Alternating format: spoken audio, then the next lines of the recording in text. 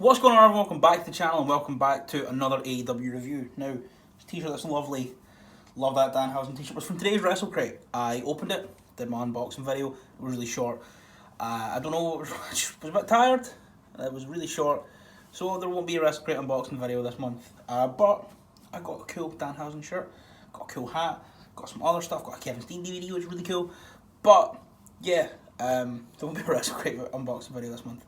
But I'll still put Wrestle Crate's link in the description because Wrestle Crate is fucking sick. But we're here for an AEW review, obviously. It's a Thursday morning. AEW last night, we're getting very, very close.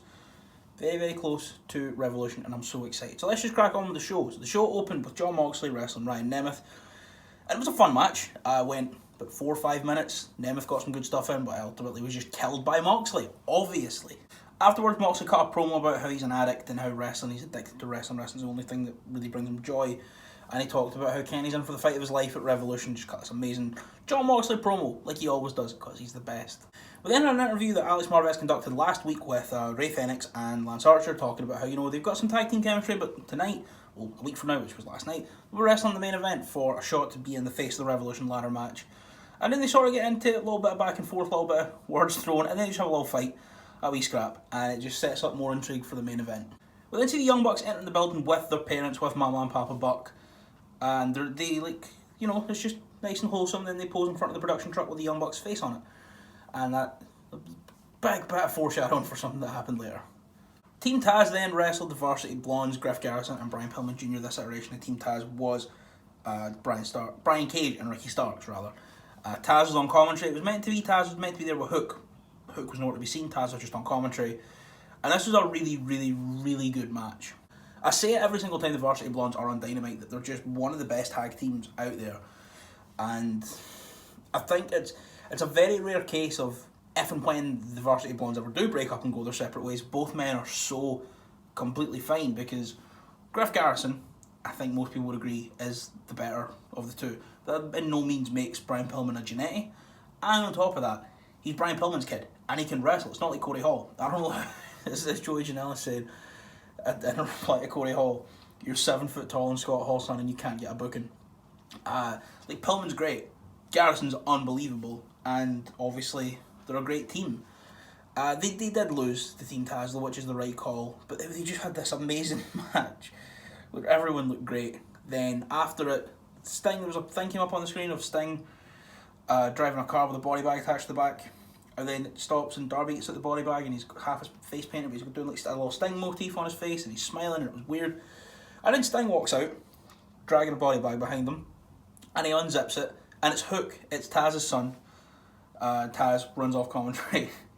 Sting points at the rafters, and Darby just flies down from the rafters on a zip line, and he hits Ricky Starks with his skateboard as he gets down from the zip line. It was class. Then Sting hits a big old Stinger Splash and Scorpion Death Drop on Brian Cage, and I'm so excited for this match next Sunday. I'm really excited. Tony Schiavone was interviewing next Miro, Kip and Penelope, talking about what had happened, and Miro was just saying, look, we don't like Orange Cassidy. He ruined the wedding, but Charles, I like you, Charles. Charles, just come back. We'll forgive you. Come join us.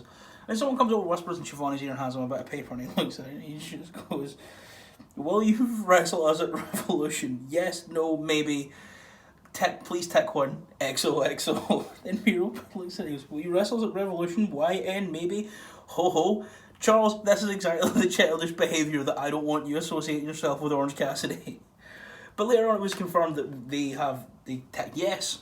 And we're getting a match at Revolution between Kassidy and Chuck Taylor and Miro and Kip. Oh, I'm so buzzing. Brandon Cutler was out next to get revenge for the Young Bucks after they got jumped by all the Inner Circle last week, taking on Jake Hager, and it didn't go well for him. It was a good match. It was a really fun match. Cutler is very good. He at one point was like a sort of Cazadora, like a sort of wheelbarrow thing, like a DDT or something, but Hager caught him as he went down and just German suplexed him, and then got a deadlift wheelbarrow German suplex on him, and eventually murdered Cutler the whole way to death with a big old lariat and picked up the win. It was a fun match, I enjoyed it. After Cutler was murdered to full death by Hager, the rest of the Inner Circle came out. It's a big old brawl, the Young Bucks came out, and then they called out Jericho and MJF. The music hit, they didn't show up. And they were on the screen stood in front of that production truck from earlier that Papa Buck took a photo with the Bucks in front of it. And there he was, just covered in definitely real blood. Because MJF and Jericho have battered him, and they threw him into it again.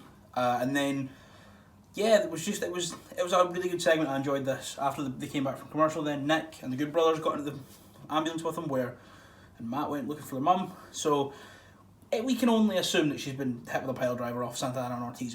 It's the natural conclusion. We then got a video package for the Shaquille O'Neal, Jade Cargill, Cody Rhodes Red Velvet match, which is happening next week. And it was great. Everyone looked awesome. Shaq looked great. I mean, Jade Cargill looks amazing.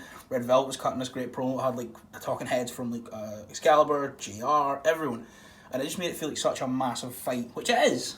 And it really, really added so much more interest and intrigue to next Wednesday. We'll then go on to maybe match of the night, Isaiah Kassidy versus Hangman Page. Isaiah Kassidy came out flanked by Matt Hardy and TH2. TH2 stood on one side of the ring, Matt Hardy stayed on the other. Hangman came out. Then there was a bit of brawling, bit of back and forth. It was all going well. Then TH2 get up on the apron on one side of the ring, distract Aubrey. And Matt, they start working on Hangman's arm, and Matt throws him into the post. Then Silver and Reynolds come out, be like, Aubrey, look, he's on the floor. Matt Hardy's right there. He's clutching his arm. So, Matt Hardy gets ejected. And then the Dark Order are in his corner for the rest of the match. And this was really, really good. Isaiah Kassidy showed, just amazing promise as a single star. I think Mark Wayne could have done the exact same. I think they're both on that level. They're both so good. But Kassidy was so, cerebral in this match, picking the arm apart. And still doing his amazing high-flying stuff, but at one point I think Hangman went for the sort of springboard clothesline, the kind of thing that Jericho does with the drop kick when they're on the other side of the ropes. Then he grabbed his arm and pulled it down over the rope. At one point he did a senton on, landing, a flipping over the ropes onto Hangman's arm, locked in a triangle choke, which didn't look that nice, but I think it was meant to not look that great because Excalibur was saying he's not a submission wrestler, he's just trying to lock in a submission, he doesn't really know what he's doing. And it was great. Hangman tried a few times. He hit a big old rolling elbow like he does, which got a 2, but he couldn't get in for the cover quick enough. And he picked up the one eventually hitting the Deadeye, which we've not seen in a while, because he has been finishing people with the buckshot. And I think it was a really, really good match. And I maybe would have preferred to have seen it next week on the go home, because there's going to be a lot more eyes. 1, because it's a go home, and 2, because Shaq's on it. But I'm not complaining that we saw a really, really good match on Dynamite. We then had the first semi-final of the Women's World Title Eliminator Tournament with Britt Baker taking on Nyla Rose. And this match was honestly really, really good. Any of the last 3 matches could have been match of the night. And, oh wow, it was absolutely incredible. Britt went in, just running away from Nyla, cowering from Nyla, towards the start, ran out into the crowd, threw a bit of a tantrum. We just had Nyla dominating her, Britt having to be more cerebral, taking the turnbuckle pad off at one point, kept trying for lockjaw, wasn't able to lock it in. Eventually, after 18 minutes, Nyla hit Beast Bomb, cover 2, picked her up, Beast Bomb again, cover 3, and Nyla is on to the final on the US side of the bracket to wrestle either Thunder Rosa or Riho. And this is weird. So I thought Britt was going to go all the way and win the title, but that is what it is. We then had a promo with FTR and Tully Blanchard hyping up that match for next week, and I'm so excited. I'm so excited to see Tully Blanchard wrestle. So especially because Ian's Marco's done. Next week is going to be an amazing show. And then we found out the main event, which was Archer and Phoenix. The winner goes on to the Face of the Revolution ladder match at Revolution. Oh, and it was so good. Archer just threw Phoenix around. Phoenix at one point was up on the stage. Archer was off to the side, he went up on the top rope. Jake Snake pulled him off the top rope. And then as Jake Snake was coaching Archer, looking down over here, coaching him. So you got it. You're bigger, stronger man, you have nice hair. All that crap, I imagine that's what he was saying to him. Phoenix just comes and jumps over Jake the Snake onto Archer. Oh, it was amazing. They just had this incredible match, and it's... Around about halfway through, Tony Schiavone was like, this is already a match of the year candidate. I was like, is it? And then by the end, it was definitely a match of the year candidate. Archer picked up the win with Blackout, and is going on to that big ladder match next Sunday. So yeah, that was it for this week's episode of AEW Dynamite. What would I give out of 10? Probably a 9. It was a really, really good show. Those last 3 matches were all genuine match of the year contenders. Everyone on the card looked great, and I'm just so excited for Revolution. So yeah, that's it for today. I'll see you on Saturday for another How Good. I'll leave a subscribe if you're new, leave a like if you enjoyed the video, and yeah, I will see you next time.